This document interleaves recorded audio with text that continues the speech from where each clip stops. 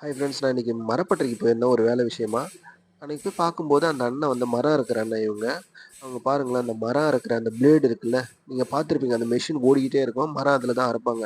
அந்த பிளேடு வந்து சாணம் பிடிக்கிறாங்க. பாருங்க எவ்வளோ கஷ்டமான வேலை பாருங்க. நெறைய பேருக்கு வந்து சொகுசான வேலை வேணும், அது வேணும், இது வேணும்னு சொல்லிட்டு எல்லாத்தையும் இறைவன் குடுக்குற எல்லா வாய்ப்பையும் தவற விட்டுட்டு, ரொம்ப சொகுசாவே வாழணும்னு நெனைக்கிறாங்க.